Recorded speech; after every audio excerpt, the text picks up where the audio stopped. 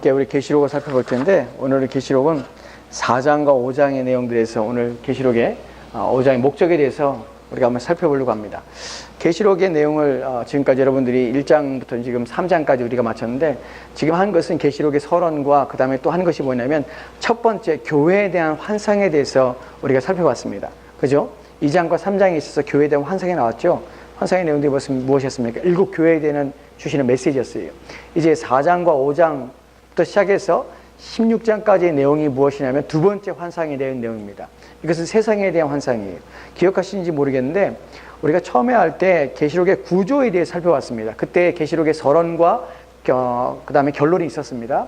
그리고 본론 가운데서는 우리가 4개로 구분했죠. 하나는 무엇이었습니까? 첫 번째 환상이었어요. 그 환상의 내용은 교회였어요. 2장과 3장. 두 번째 환상은 뭐냐면 세상이었어요. 세상에 대한 심판. 그게 4장부터 16장까지고요. 그러니까 17장부터 또한 20장까지 내용이 세 번째 환상인데, 이것도 세상입니다. 세상이 이제 멸망이에요. 그 다음에 네 번째 환상은 이제 21장부터 22장까지가 이제 교회 주신 새 예루살렘에 대한 환상입니다. 즉, 교회가 양쪽에 싸고 있고 그 안에 세상이 있어서 세상에, 지상에 있는 세상과 그 세상의 멸망함에 대해서 어떻게 종말을 그들이 맞이하게 될 것인가 하는 부분을 비교하고 또한 구조 속에서 우리 가운데 설명하고 있습니다.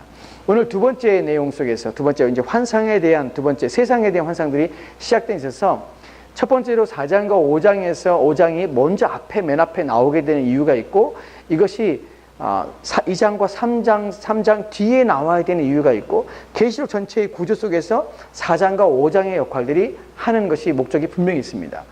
4장과 5장은 이제 분위기가 바뀝니다. 2장과 3장에서의 분위기는 어디였냐면 지상에 있는 교회들이에요. 지상에 현재 존재하는 7교회예요. 아시아 7교회에 편지 썼잖아요. 7개 교회예요. 근데 이제 4장부터는 어디로 올라가냐면 하늘로 올라갑니다. 4장 1절 말씀에 우리가 지난번에 살펴봤는데, 지난 시간에 우리가 4장 1절 말씀에서 휴고라는 우리가 7년 대환란에 관계되는 구절들을 할 때 가장 강력하게 주장하는 것이 4장 1절 말씀에서 주님께서 요한에게 이리로 올라오라 하면서 올라갔다. 그래서 하늘로 들러 올라갔다. 그래서 휴거됐다고 4장 1절 말씀을 휴거의 근거로 삼고 있다고 했잖아요. 그런데 사실은 그것이 휴거가 아니라고 말씀을 드렸습니다. 왜냐하면 성령의 감동을 통해서 올라갔을 뿐만 아니라 요한은 휴거된 것이 아니라 다시 내려왔죠. 그 다음에 그 뒤에 나오는 내용들 속에서도 분명히 교회가 하늘로 다 올라간 것이 아님을 우리가 보게 됩니다. 그 부분들은 이제 하나씩 우리가 지나가면서 다시 한번 말씀을 드릴 것이고요. 오늘은 4장과 5장이 왜 2장과 3장 속에 첫 번째 환상, 지상에 있는 교회 다음에 등장하는가, 왜 하늘 성전의 모습이 나타나는가 하는 부분이에요.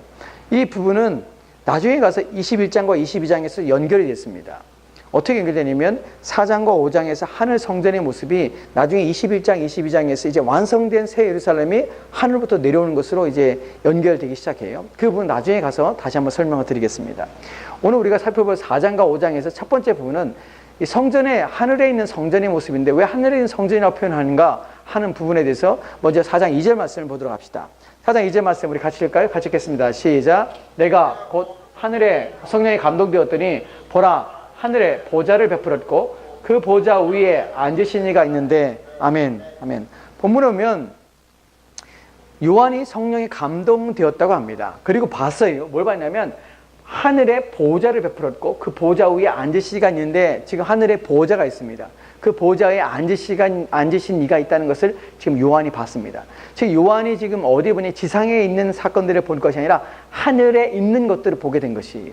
근데 하늘에 보좌가 있고 보좌에 앉으신 이가 있을 뿐만 아니라 또한 요한계시록 내용을 쭉 보다 보면 4장의 전체 내용을 보다 보면 어떤 그 이미지가 나오면 이 보좌에 앉으신 이가 누구신가, 어떤 모습인가, 그분에 대한 설명이 나오고, 그 주변에 누가 있냐면 네 생물이 나오고, 네 생물 주변에 누가 있냐면 24장로가 나오고요. 또한 수많은 허다한 천군 천사가 있고, 또한 5장에 가면은 또한 피조물 전체가 그 안에 함께 있음을 보게 됩니다.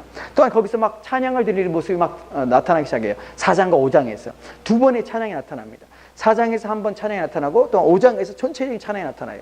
이 찬양 소리가 엄청나면 우리가 계시록 4장과 5장을 보면 우리가 놀랄만한 일들이 나타납니다. 4장에서는 네 생물이 찬양하고 또한 24장로들이 막 찬양하는 모습이 나타나지만 5장에서는 네 생물과 24장로들 뿐만 아니라 허다한 수많은 천군 천사가 하나님을 찬양할 뿐만 아니라 모든 피조물들이 또 하나님을 찬양하는 모습이 나타나요. 그래서 이건 하늘의 성전과 또한 그 안에서 드려지는 예배가 4장 5장의 중요한 내용들입니다. 왜냐하면 그 안에서 예배가 드려지기 때문에 하나님께서 계신 것이고 하나님의 보좌이기 때문에 우리가 하늘 성전이라고 표현을 하는 것입니다. 거기에 우리가 지금 살펴봤던 4장 2절 말씀에 거기에 보좌에 앉으시는 이가 있습니다. 이 보좌에 앉으시는 누굴까요? 성부 하나님이시죠. 하나님께 여기 앉아 계신 것이. 근데 그렇다면 이 성부 하나님께서 앉아 계신 것이 무슨 의미인가? 또한 4장에 나타나는 내용들 속에서 그럼 하늘 성전의 내용이 왜 2장과 3장과 그 뒤에 나와야 되는가 하는 부분에 초점을 맞추고 4장을 좀 설명하도록 하겠습니다. 지금 4장의 서론 부분 하는 것이 4장에 보면 4장 4절 말씀을 좀 보도록 할까요? 4장 4절 말씀 보도록 합시다. 같이 읽겠습니다. 시작. 또 보좌에 둘러 24 보좌들이 있고 그 보좌들 위에 24 장로들이 흰옷을 입고 머리에 금관을 쓰고 앉았더라. 아멘. 아멘. 보면은 또 보좌에 둘러 있습니다. 그런데 24 장로들이 나타나는데 그 앞에는 누가 먼저 있느냐면 네 생물이 먼저 나와요. 그 네 생물에 대한 것은 우리 다음 시간에 살펴볼 것입니다. 우선 지금 24 장로들이 나타날 뿐만 아니라 24 장로들이 보좌의 둘레에 있고 그들이 24 보좌에 앉아 있다는 것이에요. 그런데 그냥 앉아 있는 것이 아니라 그들은 무엇을 입고 있습니까? 흰 옷을 입고 있죠. 머리에는 무엇을 쓰고 있어요? 금관을 쓰고 있어요. 우리가 이 부분을 살펴보는 이유가 무엇이냐면 지금 이 부분이 4장과 5장에 갑자기 지상에 있는 교회들에서 말씀을 메시지를 주시다가 왜 갑자기 하늘 성전에 대한 얘기를 왜 주님께서 하시냐는 것이에요. 왜 요한에게 보여주시냐는 것이에요. 이것이 목적이 뭐냐는 것이에요. 하는 부분에 지금 초점을 맞추고 있습니다. 지금 그 부분을 따라오시죠. 지금 왜 보여주냐는 것이에요. 이것이 의미하는 것이 무엇이냐는 것이에요. 지금 그 의미의 첫 번째가 4절 말씀에 나오는 것이 지금 2절 말씀에 우리가 보좌에 앉으신 이가 계셨어요. 그 둘레에 네 생물이 있고 그 둘레에 4절 말씀에 24 장로들이 24 보좌에 앉아있고 흰옷을 입고 머리에 금관을 쓰고 있는 것이 여기서 우리가 해석할 때 그럼 24 장로들이 누구냐는 것이에요. 왜 이들이 여기 앉아있는 것이에요. 왜 이들은 흰옷을 입고 왜 금관을 쓰고 있냐는 것이에요. 24 장로에 대한 것이 여러 해석들이 있습니다. 근데 성경을 기준으로 성경에서 말하는 것을 좀 살펴볼 때 우리가 24라는 것이 성경에 나오는 것들을 찾아보면 역대상 24장 1절부터 19절 말씀에 24라는 표현이 첫 번째 등장하게 됩니다. 거기서 등장하는 것은 무엇이냐면 역대상에서는 다윗이 지금 제사장들을 반차를 만들기 시작합니다. 즉 제사장들이 한꺼번에 가서 성전에 제사를 드리는 것이 아니라 제사를 집례하는 것이 아니라 이들을 나누기 시작합니다. 그래서 24반차로 나눠요. 24개로 나누게 되는 것이에요. 그 24개의 팀이 짜지게 되는 것이 그 24반차예요. 그 반차에 따라서 제사장들은 그 자기 반차, 첫 번째 반차, 두 번째 반차, 세 번째 반차 이런 반차에 따라서 그 때가 되면 그들이 올라가서 성전에서 제사로 섬기게 되는 것이에요. 24반차라는 의미 속에는 섬기는 자들이라는 의미가 본문에 담겨 있습니다. 또 하나 이것이 어떤 사람들은 이것을 천상의 존재, 즉 인간이 아닌 다른 인간보다 더 높은 지위에 있는 어떤 피조물이다 라고 이야기를 하지만 그래서 천사라고 생각하는 사람도 있습니다. 그런데 우리가 계시록 안에서 천사가 흰옷을 입고 있다, 천사가 머리에 금관을 쓰고 있다, 보좌에 앉아있다 라는 것은 한 번도 기록된 적이 없습니다. 즉 흰옷에 대한 요한계시록의 흰옷에 대한 상징은 누구냐면 성도들이 있는 것이에요. 그래서 신부들이 있는 것이에요. 또한 머리에 금관을 쓰는 것은 누구냐면 이제 주님께로 돌아온 그리스도의 신부들이 돌아와서 이제 주를 믿다가 돌아온 자들이 돌아와서 그들에게 주어진 내가 면류관, 그 생명의 면류관이라는 이 금관을 쓰여지는 것을 또한 제사장으로서 또한 왕으로서 왕권을 주신다는 의미 속에서 이것이 신자임을 알게 되는 것이에요. 그런데 왜 신자라면 24명인가 라는 부분이에요. 24라는 숫자는 요한계시록 24라는 숫자가 나오게 되는 이유가 무엇이냐면 12이라는 것이 완전한 숫자의 더함입니다. 12과 12인데 이것을 학자들의 의미 속에서는 이것을 좀 더 분명히 얘기하자면 구약에서 12지파와 신약에서 12 사도예요. 그래서 24입니다.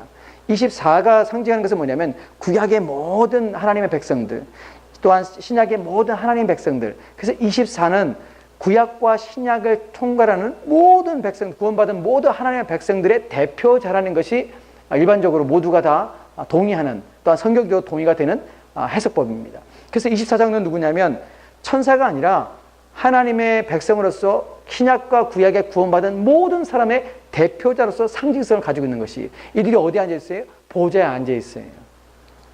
이 부분이 왜 중요하냐면 지금 우리가 살펴보는 것은 지금 그들이 앉아 있고 보좌에 앉아 있고 이들이 그 안에서 하나님께 찬양하고 있다는 것이, 대표자로서 찬양하고 있다는 것이, 그렇다면 거기에 지금 하늘에 앉아서 찬양하고 있는 것과 2장과 3장에서 지상에서 있는 교회들과 왜 이것이 연결고리가 되고 왜 그 모습에 등장하는가 하는 부분이에요. 우리가 이 부분에서 3장에서 21절 말씀 보도록 합시다. 계시록 3장 21절 말씀입니다. 더 뒤에 나오거든요. 네, 3장 21절 말씀 볼게요. 3장 21절 말씀 같이 읽겠습니다. 같이 시작. 이기는 그에게 내가 보좌에 함께 앉게 하여 주기를 내가 이기고 아버지 보좌에 함께 앉은 것과 같이 하리라. 아멘, 아멘. 본문에 보면 이기는 그에게는 내가 내 보좌에 함께 앉게 하여 주기를 내가 이기고 아버지 보좌에 함께 앉은 것과 같이 하리라. 아멘. 이 본문에서 보면은 이기는 그에게예요. 지금 우리가 7개의 교회를 앞서 2장과 3장의 7개의 교회를 살펴봤을 때 주님께서 항상 주시는 말씀이 뭐냐면 이기는 자에게 주시는 상급이 있어요. 근데 이기는 자에게 마지막 구절에서 나오는 것이 뭐냐면 보좌에 함께 앉게 해준다는 것이에요. 또한 이기는 자에게 주시는 것이 흰옷을 입게 할 뿐만 아니라 면류관을 주시는 것이에요. 이 모든 것들을 봤을 때 4장에서 나오는 24장로들이 신약과 구약의 대표자로서 하나님의 보좌 주변에 둘러 앉아있고 그들이 그 가운데 사람을 찬양하는 이 모습은 어떤 모습이냐면 이기는 자가 받게 될 것을 지금 받고 있는 상태라는 사실이에요. 즉 2장과 3장에서 이기는 자에게 주신 약속이 4장에서 그것이 이미 성취된 모습으로 보여진다는 의미예요. 여러분 이것이 때로는 이해가 안 될 수도 있습니다. 왜냐하면 지상에 있는 교회들이 있습니다. 지금 우리가 살펴봤던 7개 교회는 과거 요한 당시에 아시아에 있었던 7교회가 아니라 오고 오는 모든 교회들을 대표라고 우리가 설명을 했습니다. 근데 지금 지상에 있어요. 이 교회들이 지금 지상에 존재하고 있습니다. 그런데 이 교회가 이미 천상에 있는 것처럼 보여진다는 것이 지금 이미지들이 어떻게 이런 일이 가능할까 하는 것이, 현재 우리는 이 땅에 있지만 지금 교회의 대표들이 이미 죽은 사람들은 이미 하나님 앞에 가 있어요. 죽은 사람에 있어서는 그들은 지금 하늘 성전에서 지금 하나님을 찬양하고 있을 것입니다. 그런데 아직 우리 죽지 않은 우리들 또한 대표로서 어떻게 그들과 함께 그곳에 있는가 하는 부분에 대해서 우리가 관심을 기울이며 좀 생각해야 될 필요가 있다는 것이, 우리가 이 부분을 생각할 때 성경에서 이런 부분들을 어떻게 해석하고 있는가, 어떻게 말하고 있는가 하는 부분을 살펴봐야 됩니다. 그래야 4장의 내용이 진짜로 현재에 있는 지상에 있는 교회가 이제 앞으로 가서 완성된 교회로서 그냥 상상으로 보여주는 것이 아니라 실제적으로 그런 상태에 있음을 보여주고 있다는 것을 확신하게 우리가 알 수가 있는 것이, 이 부분을 좀 보도록 합시다. 이 부분을 이렇게 설명할게요. 에베소 먼저 봅시다. 에베소 2장 5절과 6절 말씀 보도록 합시다. 바울이 지금 하는 말입니다. 에베소 2장 6절, 5절과 6절 말씀 같이 읽겠습니다. 시작. 허물로 죽은 우리를 그리스도와 함께 살리셨고 너희는 은혜로 구원을 받은 것이라. 또 함께 일으키사 그리스도 예수 안에서 함께 하늘에 앉히시니. 여러분 이런 구절들이 얼마나 중요한지 몰라요. 그냥 우리가 읽고 그냥 지나가는 구절이지만 사실은 이 구절에는 중요한 교리가 있습니다. 무엇이냐면 또 함께 일으키사, 우리를 허물로 우리가 죽었지요. 그래서 그리스도께서 함께 살리셨습니다. 그럼 살리신 게 함께 일으키셨어요. 일으키시고 그리스도 예수 안에서 함께 하늘에 앉히셨다는 표현을 써요. 근데 이 단어가요, 함께 앉히셨다는 표현이 미래형이 아니에요. 함께 앉혀질 것이라고 표현하지 않아요. 바울이 바보가 아니잖아요. 성경이 그냥 한 구절이라도 그 의미가 잘못 기록된 것이 아니잖아요. 우리는 성경이 온전하다 믿잖아요. 근데 바울이 뭐라고 표현하면 부정과거형으로 단회적인 사건이, 즉 과거에 한 번 일어난 사건으로 표현하고 있다고요. 무슨 말이에요? 그리스도께서 우리를 살리셨어요. 부활을 통해서 영적으로 우리를 살리신, 우리가 그리스도와 함께 연합하여 십자가에 죽고 그의 부활하심이 우리의 참여하여서 우리가 함께 살아난 것이에요. 무엇으로요? 믿음으로 그 일이 벌어진 것이에요. 그런데 그 다음에 어떤 일이 벌어졌냐면 그리스도께서 하늘로 올라가셨어요. 그리고 하나님 보좌에 앉아 계세요. 그런데 바울은 뭐라고 하냐면 우리 또한 함께 앉아있다고 표현하는 것이에요. 이루어진 것이에요. 사실 이것은 실제적으로는 우리가 어떻게 이랬어? 나는 지금 지상에 있는데 라고 생각할 수 있습니다. 그런데 바울이 어떤 의미 속에서 얘기했냐면 믿음의 눈으로, 또한 이것이 하나님 안에서 확실성 속에서 그것이 이미 이루어진 것을 우리 가운데 표현하고 있다는 사실이에요. 즉 우리는 지상에 존재해요. 교회는 하지만 이 교회는 지상에만 존재하는 것이 아니라 이미 우리의 본래들은, 우리의 생명은 어디로 갔냐면 이미 주님과 함께 천국에 가 있는 것이에요. 그것을 하나님을 찬양하고 있는 것이에요. 이것이 지금 바울이 말하고자 하는 것이에요. 그러면 이것이 바울에서 이곳에서 성경 에베소 2장 5절과 6절에서 한 번 말하고 있냐? 아니에요. 골로새 3장을 보도록 합시다. 골로새 3장 3절과 4절 말씀입니다. 같이 읽읍시다. 시작. 이는 너희가 죽었고 생명이 그리스도와 함께 하나님 안에 감추어졌습니다. 우리 생명이신 그리스도께서 나타나실 그때에 너희도 그와 함께 영광 중에 나타나리라. 아멘, 아멘. 본문에 보면 너희가 죽었습니다. 너희 생명이 그리스도와 함께 하나님 안에 감추었습니다 라는 표현을 써요. 그리스도와 함께 하나님 앞에 감추었다는 표현이요, 그냥 숨겨졌다는 것이 아니에요. 그리스도와 함께 하나님께서 감추었다. 하나님께서 지금 보관하고 있는 것이 무엇에 대해서? 우리의 생명을 어디에요? 하늘에. 지금 이것은 승천을 말하는 것입니다. 우리의 생명이 지금 하늘에 있다는 표현을 하고 있는 것이에요. 즉 우리가 지금 현재 교회는 이 땅에 존재하지만, 이 땅에 우리가 살고 있지만, 참된 하나님의 백성들은 믿음 안에서 또한 하나님이 우리의 구원을 확실하게 하신다는, 우리를 구원하신다는 그 은혜 아래서, 그 약속의 완전한 성취 아래서 우리는 이 땅에 존재하지만 어디에 가 있냐면 천국에 가 있는 것이에요. 성경이 그렇게 표현하고 있다고요. 왜요? 하나님의 약속은 변개치 않아요. 하나님 우리를 버리지도 않고, 그러니까 하나님의 구원의 약속 속에서 이미 천상의 교회가, 지금 지상의 교회가 하늘에 있는 것으로 표현하고 있다고요. 성경이 그것을 지지하고 있다고요. 이런 구절 통해서 이것을 공동번역에서는 3절 말씀을 이렇게 번역을 해요. 공동번역 봅시다. 같이 읽겠습니다. 시작. 여러분이 이 세상에서 이미 죽었기 때문입니다. 여러분의 참 생명은 그리스도와 함께 하나님 안에 있어서 보이지 않습니다. 즉 여러분의 참 생명은 그리스도와 함께, 이런 표현을 쓰는 번역하는 이유가 바로 그 의미가 이 안에 담겼기 때문에 그래요. 우리의 참 생은, 지금 우리 현재 이 땅을 살고 있지만 우리의 참 생명은 어디냐면 그리스도와 함께 하늘에 있는 것이, 이것이 성경이 말하고 있는 내용들이에요. 우리의 구원이 보장됐을 뿐만 아니라 우리가 하나님에 대해서, 우리가 하나님 나라에 갈 것이 이미 확정되었고, 또한 그 안에서 하나님을 찬양하는 모습이 이미 그 안에서 성취된 것처럼 성경은 말하고 있다고요. 지금 그 안에 있는 것이 우리가, 지금 다시 우리가 계시록으로 돌아왔을 때, 계시록에서 지금 말하고 있는 4장에서 지금 말하고 있는 하늘의 성전에서 24장로들이 아직 구약에 있는 성도들의 대표, 신약에 있는 성도들 대표, 그러나 아직 죽지 않은 우리까지 대표들이 그 안에서 지금 하나님을 찬양하는 것이 가능하다는 사실입니다. 이것을 보여주는 이유가 무엇입니까? 계시록을 읽고 있는 사람들에게, 지금 박해와 고난을 당하고 있는 당시의 사람들에게 있어서 2장과 3장의 교회에 대해서 책망하셨습니다. 주님이 이겨라. 너희들이 만약에 회개하지 않으면, 돌이키지 아니하면, 너희가 내 말을 귀를 기울이지 아니하면 너희가 심판이 너희에게 임할 것이다. 너희는 이기는 자가 되라. 주님께서 권면하십니다. 지상의 교회를 깨우고 계십니다. 그러면서 이기는 자들에게 주신 약속의 말씀이 어떻게 성취가 되었는지, 어떻게 완성이 될 것인지를 4장의 하늘 성전의 모습을 보여주마냐마서 그 일이 이루어지고 있음을 통해서, 아, 그것이 사실이구나, 확정적이구나, 이것이 이루어질 것이구나 하는 것에 대한 기대감과 또한 소망감들을 그들 가운데서 불러일으키게 되는 것이, 여러분, 어떤 일을 당할 때, 고난을 당할 때 그 고난 뒤에 있을 일에 대해서 우리가 생각한다면, 그것이 고난 뒤에 있을 그 기쁨과 또한 그 열심히 노력하고 애쓰는 가운데 얻게 될 그것들이 이미 보장된 상태에서 우리가 고난의 길을 갈 때 우리는 그것을 기쁨으로 갑니다. 왜냐하면 이미 얻게 될 것을, 무엇을 얻게 될지를 이해하고 알게 되기 때문에 그래요. 우리가 히브리서에서 그리스도께서 고난을 받을 때 장래에 있을 기쁨을 통하여, 기쁨 때문에 주님께서 고난을 참으신 것처럼 우리에게도 환난과 어려움이 있습니다. 여러분, 매일매일 우리가 신자로서 살아가면서 스스로 경건하며 죄를 짓지 않기 위해서 거룩하며 순결한 삶을 살기 위해서 애를 쓰고 있습니다. 또한 어떤 일에 있어서 그리스도다운 삶을 살기 위해서 나를 주장하지 할 뿐만 아니라 자기를 죽이는 일을 애써 하고 있습니다. 그때마다 받는 손해와 그때마다 받는 어려움들과 그때마다 우리 육체를 쉬지 않게 하고 우리 육체의 소욕에 따라 살지 않게 하고 금하고 절제하며 인내하는 그 모든 삶들 속에서 우리가 그렇게 하는 이유 중에 우리 가운데 얻은 복은 무엇입니까? 우리가 앞으로 얻을 것이 지금 현재의 고난보다 더 낫다는 확신과 믿음이 우리 가운데 있기 때문에 그렇습니다. 이후에 받게 될, 하나님 앞에서 얻게 될 그 영광스러움이 현재의 고난과 전혀 비교할 수 없는 것임을 우리가 확신 가운데 보기 때문에 그렇습니다. 그것이 믿음입니다. 믿지 않으면 어떻게 우리가 그런 삶을 삽니까? 바울이 고린도전서 15장에 말한 것처럼 부활이 사실이 아니라면, 부활이 없다면 우리가 믿는 것이 무슨 소용이 있겠습니까?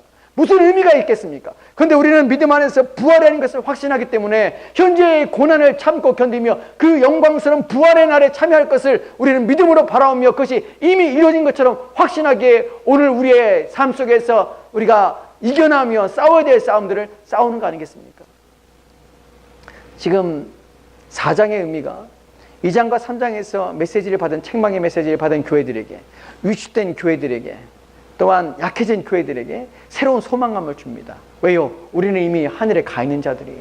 이미 하늘 성전에 있는 것이 하나님을 찬양하고 있는 것이 그 영광스러운 가운데 나가 있는 것이에요. 그런데 어떻게 우리가 그 모든 것을 벗어버리고 그 영광스러움에 참여하지 않으며 버림받은 자로서 하나님 앞에 설 것인가 하는 두려운 마음이 저들 마음에 있을 뿐만 아니라 우리가 오늘 당장 우리의 삶 속에서 고난과 역경이 있지만 그러나 그 가운데 우리가 참고 견디만 야마서 그 영광스러운 자리에 참여하고자 애씀이 그들 마음속에 동기들이 일어나게 된다는 사실입니다.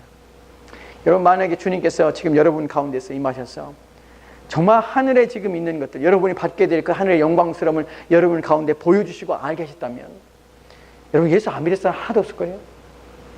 목숨 걸지 않을 사람 하나도 없을 거예요. 근데 우리는 사실 그것이 말씀 속에서 주어졌는데 성령의 충만함으로 그것이 우리 가운데 확신 가운데 주어지지 않기 때문에 그것이 그냥 그것이 어떤 부분에서 어떤 면에서는 그것이 안 믿어지는 것이, 거기 가는 것보다 사실은 지금 이 땅에서 누리는 것이 더 행복하고 좋은 것이에요. 그래서 어떤 사람들이 말하는 것처럼 하늘에 가서 못하니까, 천국하면 못하니까 이 땅에서 막 실컷 즐기고 놀고 막 이렇게 살다가 죽으면 천국 가면은 후회 없을 것 같다, 이런 얘기를 하는 것이죠. 얼마나 안타까운 얘기입니까? 여러분, 이 땅에서 어떤 즐거움이, 이 땅에서 우리가 보는 어떤 아름다움들이, 이 땅에서 보는 어떤 황홀함들이 천국에서 우리가 경험하게 될 그 황홀감과 그 즐거움과 그 기쁨과 그 행복과 비교할 수 있다고 생각하십니까? 저는 그렇지 않다고 생각을 해요. 저는 절대로 그렇지 않다고 생각합니다. 여행지에 가서 우리가 아름다운 모습, 자연의 아름다운 모습을 봐도, 우와 하는 감탄스러운 장면을 봐도 저는 생각하기를 하늘에서 내가 그 영광스러운 가운데 하나님 보좌 앞에서 하나님을 만나는 그날에 보게 될 그 영광과는 이거는 하나도 비교할 수 있는 것이 아니라는 사실을 저는 확신합니다. 그 나라 가서 보게 될 것은 이 땅에서 우리가 보는 그 모든 영광스러운 것 전혀 비교할 수 없는 더 놀랍고 신비로운 것이에요. 그래서 우리 입에서는 찬양이 흘러나오며 하나님의 영광스러운 노래할 수밖에 없는 그런 것들이 바로 우리가 가게 될, 우리가 이룰 될 천국 모습입니다. 이것을 보여주시는 것이 4장에서 왜 하늘 성전이 나오게 되냐, 2장과 3장에 있는 교회들에게 그 모습을, 이기는 자가 너희들이 어디에 가 있는가를 보여줌으로 그들에게 힘과 용기를 주는 것입니다. 또 하나, 4장과 5장의 목적 중에 2절 말씀에, 2절과 3절 말씀에 있는 하나님의 이미지를 보도록 합니다. 그 이미지를 통해서 무엇을 깨닫게 되는가? 2절과 4장 2절과 3절 말씀 보도록 하겠습니다. 계시록 4장 2절 3절입니다. 같이 읽겠습니다. 시작. 내가 곧 성령에 감동되었더니 보라, 하늘에 보좌를 베풀었고 그 보좌 위에 앉으신 이가 있는데 앉으신 이의 모양이 벽옥과 홍보석 같고 또 무지개 있어 보좌에 둘렀는데 그 모양이 녹보석 같더라. 아멘, 아멘. 계시록 보면서 우리가 계시록이 1장에서 상징이라는 표현을 썼습니다. 주님께서 상징으로 우리 가운데 보여주셨죠. 하나님의 이미지도 상징이에요. 우리가 여지껏 살펴봤던 것처럼 계시록을 이해할 때 어려운 부분이 뭐뭐 같더라, 이런 모습이더라, 이런 모습이더라, 막 그런 것들에 우리가 현혹되기 때문에 계시록이 어렵게 보여요. 근데 사실은 너무나 단순하게 생각하면 돼요. 단순하게. 어려울 것이 없습니다. 이제 말씀에는 하나님 그 보좌 위에 앉으신 이가 있죠. 성부 하나님이 앉아 계세요. 앉으신 이의 모양이 어떠냐? 벽옥과 홍보석 같고 또 무지개가 있어 보좌에 둘렀어요. 무지개가 보좌에 둘렀어요. 이미지에 생각해 보세요. 벽옥과 홍보석 같아요. 그리고 무지개가 보좌를 둘렀어요. 그 다음에 그 모양이 보좌를 둘렀는데 그 모양이 녹보석 같더라라고 해요. 그러니까 세 개의 보석이 나와요. 벽옥, 홍보석, 녹보석이 나와요. 성경의 무지개의 이미지는 뭡니까? 무지개 어디 나오죠? 무지개가? 창세기에 나오죠. 창세기 9장에서 노아와 하나님께서 약속한 장면이 나옵니다. 무지개는 언약의 관계가 있다는 것을 우리가 알게 되죠. 왜냐하면 계시록에 있는 모든 이미지들은 새로 만들었다고요? 아니요. 어디에서 왔어요? 다 구약에서 온 이미지들이에요. 하나님 지금 같다라는 건 누구에 대한 설명입니까? 벽옥 누구에 대한 이미지예요? 하나님이에요. 지금 홍보서 누구에 대한 이미지? 하나님이에요. 녹보서 누구에 대한 이미지? 하나님이에요. 다 누구예요? 하나님이 지금 어떠라더라, 하나님이 어떻더라는 것이에요. 근데 지금 벽옥이 무엇이고 홍보석이 무엇이고 녹보석이 무엇이냐? 사실 이 문제가 중요하진 않아요. 왜냐하면 이걸 정확히 알 수가 없어요. 그 이미지가 무엇인지를. 하지만 모른다고 해서 우리가 본문을 해석하지 못하냐? 그건 아니에요. 왜냐하면 하나님에 대해서 지금 얘기하고 있는 것이에요. 하나님이 이미지가 벽옥 같아요. 홍보석 같아요. 녹보석 같아요. 근데 이 이미지가 그 다음에 나오는 내용을 보면 여기에 나오는 것이 하나님의 성품과 하나님의 속성이 말하게 돼요. 왜냐하면 보좌로부터 뭐가 나오면 하나님의 번개와 우레를 나타내거든요. 그러면 이 이미지는 뭐냐면 하나님의 성품이 있구나 하는 것을 알게 되는 것이에요. 여러분 항상 보석과 이런 이미지가 계시록에 나타나는 것들이 무엇이냐면 성품과 속성이에요. 나중에 우리가 21장에서 새 하늘이 새성 예루살렘 내려오는데 그 모습에 대해서 막 나와요. 설명이 나와요. 무엇 같더라, 무슨 보석 같더라, 무슨 수정 같더라, 막 이런 얘기 나와요. 그럼 우리가 거기서 와 이거 어떻게 해석하지? 이게 무슨 의미지?